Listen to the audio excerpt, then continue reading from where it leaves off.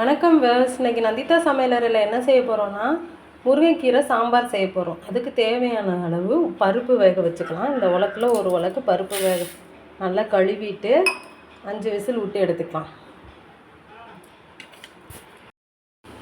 சாம்பாருக்கு தேவையான அளவு புளி ஊற வச்சுக்கலாங்க.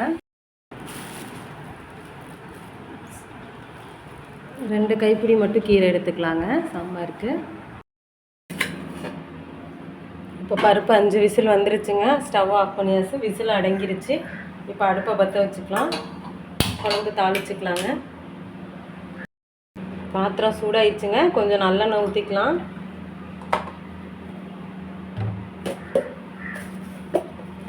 எண்ணெய் சூடாயிடுச்சு, கடுகு போட்டுக்கலாங்க.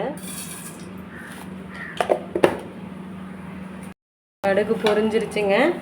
இப்போ கட் பண்ணி வச்ச வெங்காயத்தை ஆட் பண்ணிக்கலாம். நல்லா வதக்கிட்டு தக்காளி ஆட் பண்ணிக்கலாம். இப்போ வேக வச்ச பருப்பு அதோட ஆட் பண்ணிக்கலாங்க.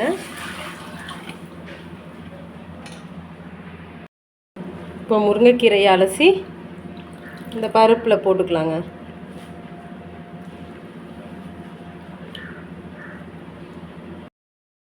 இப்போ சாம்பாருக்கு தேவையானதெல்லாம் சேர்த்துக்கலாங்க. மஞ்சத்தூள் கொஞ்சம், சாம்பார் தூள் 1.5 ஸ்பூன் போட்டுக்கோங்க. மிளகாய்த்தூள் 1.5 ஸ்பூன் போட்டுக்கோங்க. மல்லித்தூள் 1 ஸ்பூன் சேர்த்துக்கோங்க. உப்பு தேவையான அளவு சேர்த்துக்காங்க. குழம்புக்கு தேவையான அளவு போட்டுக்கோங்க. முருங்கைக்கீரை குழம்பு வச்சு சாப்பிட்டா அவ்வளோ ஸ்ட்ரென்த் இருக்குது அதில். ஆனால் நிறைய பேர் சாம்பார் வைக்க மாட்டாங்க. பொரியல், கூட்டு இது மாதிரி தான் செஞ்சு சாப்பிடுவாங்க. கடையெல்லாம் சாம்பார் வச்சு சாப்பிட்டு பாருங்கள், நல்லா அருமையாக இருக்கும். மூடி போட்டு மூடிக்கலாங்க. லைட்டாக கொஞ்சம் ஓப்பன் பண்ணிவிட்டு அதுக்கு தகுந்த மாதிரி மூடிக்கோங்க, இல்லைன்னா பொங்கி ஊற்றிடும். அதுக்கப்புறம் நம்ம மிக்ஸி ஜாரில் 1/2 மூடி தேங்காய் துருவி வச்சுருக்கோங்க.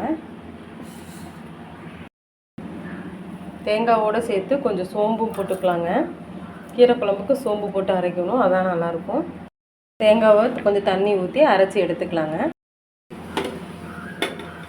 இப்போ குழம்பு நல்லா கொதிக்குதுங்க.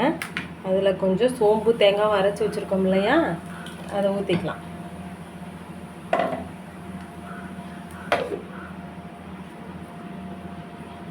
மிக்ஸ் பண்ணிக்கலாங்க. இப்போ ஊற வச்ச புளியை கரைச்சி ஊற்றிக்கலாங்க.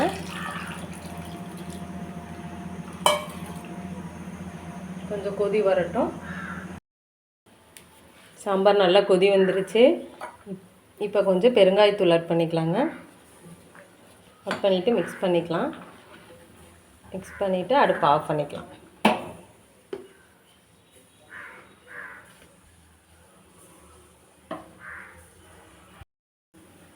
சுவையான முருங்கைக்கீரை சாம்பார் ரெடி ஆயிடுச்சு. இந்த வீடியோ பிடிச்சிருந்தா லைக் பண்ணுங்கள், ஷேர் பண்ணுங்கள், சப்ஸ்கிரைப் பண்ணுங்கள். தேங்க்யூ ஃபார் வாட்சிங்.